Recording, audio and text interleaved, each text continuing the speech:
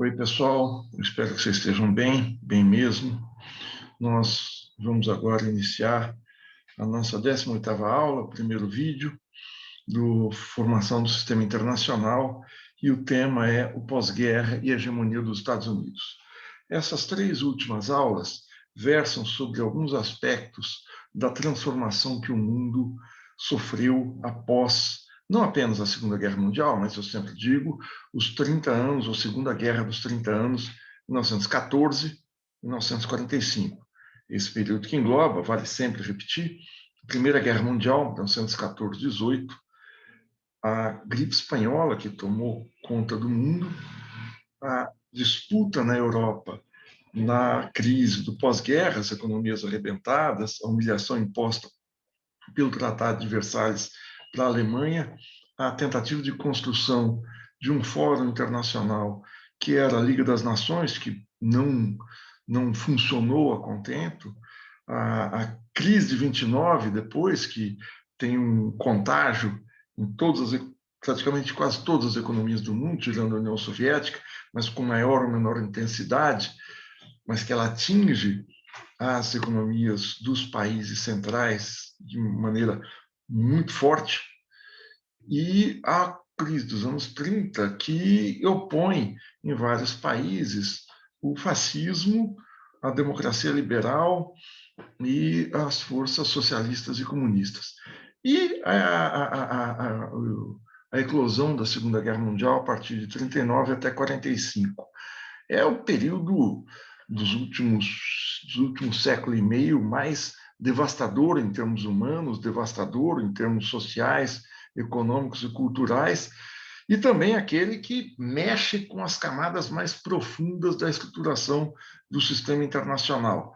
Eu já falei na última aula e repito aqui, nossa disciplina começa com o final da Guerra dos 30 Anos original, 1618-1648, a Paz de Westfália, que sela, que funda as bases do sistema internacional moderno, com transformações, com impactos e tal. Ele subsiste porque o sistema é formado por unidades estatais e não feudos, e não condados, e não aldeias, e não cidades, mas estados estruturados de maneira semelhante, não são iguais, semelhantes, que possibilita que cada um se reconheça no outro, e o que vigora é a anarquia internacional.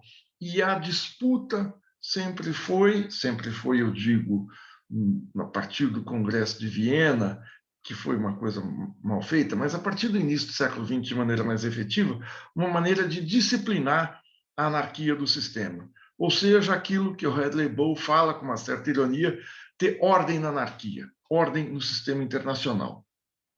E essas 3 aulas, elas pegam, essa primeira é o poderio dos Estados Unidos, a gente vê como é que os Estados Unidos chegam nesse final de guerra, em 1945, mas já antes, como a potência hegemônica do mundo. A segunda aula, a próxima, como é que essa hegemonia é institucionalizada, ou seja, como é que ela se transforma em instituições, em organismos, em fóruns, em locais de enfrentamento político, de disputa de forças, como a Organização das Nações Unidas, como o Fundo Monetário Internacional, as agências da ONU, a Organização Mundial de Saúde, a Corte Internacional de Direitos Humanos, enfim, uma série de organismos que a gente vai detalhar na próxima aula. Mais tarde, ela cria o Acordo Geral de Comércio e Tarifas, o GATT, que no começo dos anos 90 se transforma na Organização Mundial do Comércio. Enfim, se procura dar uma certa lógica, ou estabelecer canais de funcionamento do sistema para evitar que crises políticas agudas tenham como primeiro recurso as armas, a guerra. Então, nós vamos... a terceira aula é sobre as transformações no mapa mundi. As transformações que não são no mapa, são, na verdade, transformações políticas, que é a emergência do que passou a se chamar o Terceiro Mundo, aquelas regiões da Ásia, da África e das Américas Central e do Sul, que eram desconsideradas numa história eurocêntrica, e aí eu faço a crítica ao que a gente falou até aqui na disciplina, ou seja, há um protagonismo da periferia, seja nas guerras de independência na África, na Ásia, seja nas revoluções socialistas. E é muito curioso o caráter terceiro-mundista que adquire a luta pela mudança do sistema, pelo fim do capitalismo, por uma sociedade socialista, e na América Latina, um nacionalismo desenvolvimentista. Esse novo protagonismo, esse novo patamar, se dá no bojo das lutas anticoloniais, não por acaso capitaneadas por força de centro, centro-esquerda e de esquerda. Então, vamos entrar no assunto da nossa aula, que é a hegemonia americana, como isso foi conquistado. A hegemonia americana, ela resolve um problema no sistema internacional, que é o hiato de hegemonia. O hiato é um interregno, um intervalo de hegemonias. Não é um vazio, mas é um momento de extensa disputa na arena mundial, em que a Inglaterra havia perdido a proeminência, ou seja, a capacidade de ordenar o sistema, a capacidade de ser o eixo em torno do qual as diversas forças, ou seja, as diversas nações se organizavam. Ela tinha o poder de ter a liquidez mundial, quer dizer, a moeda mundial é a libra, então se ela tem o poder sobre a moeda, isso é o resultado de um poderio que vai muito além da moeda. A moeda é o fim da conversa.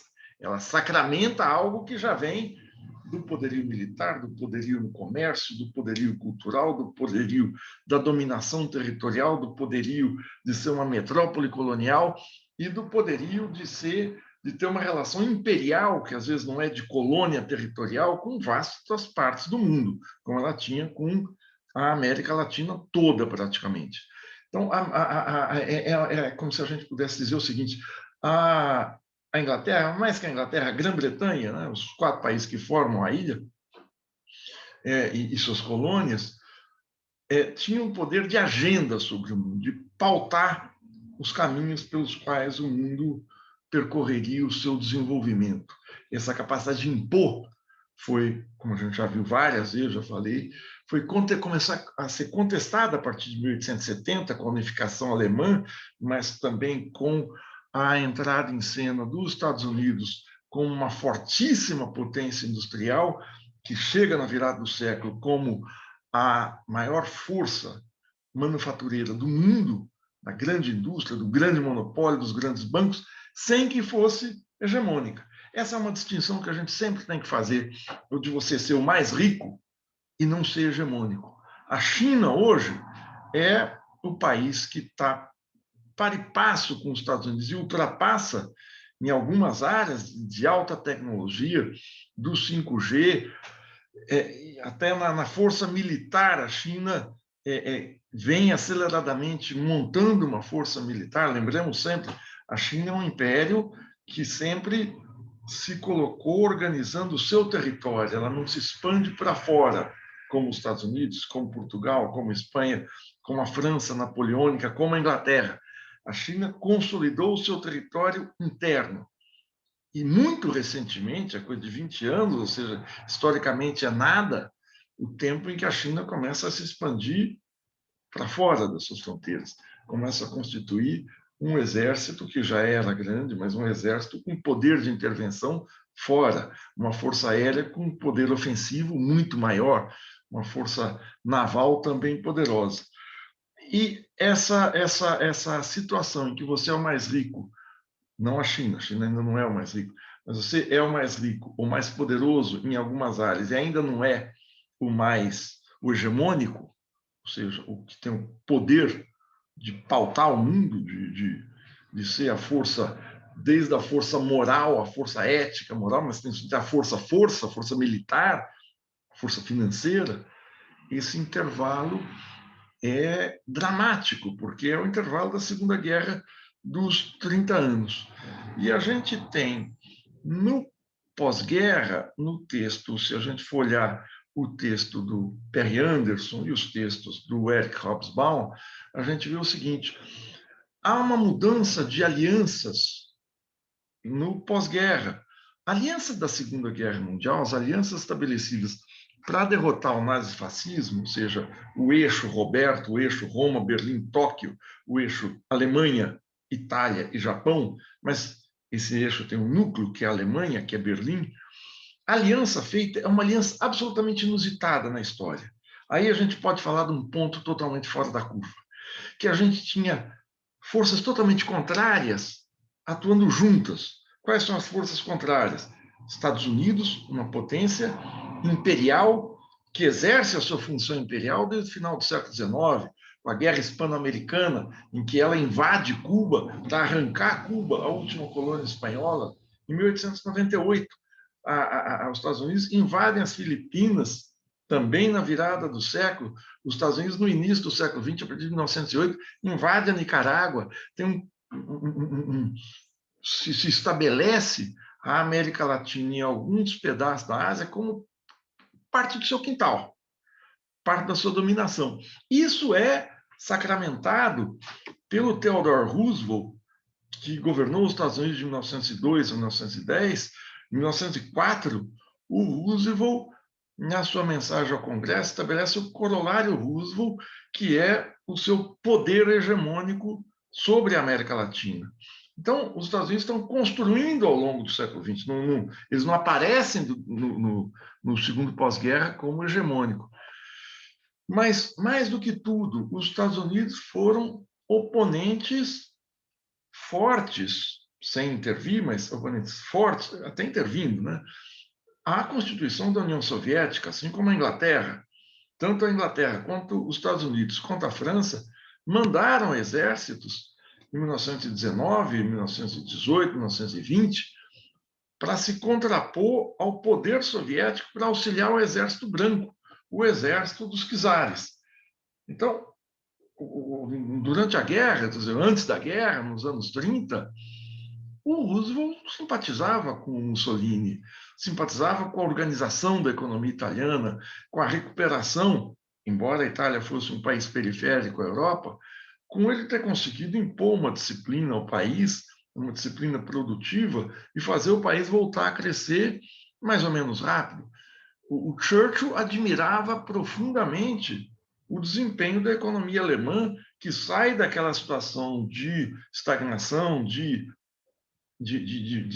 depressão dos anos 20 e dá um salto industrial inacreditável e volta a ser, nos anos 30, a principal economia industrial da Europa, aí incluindo a Inglaterra.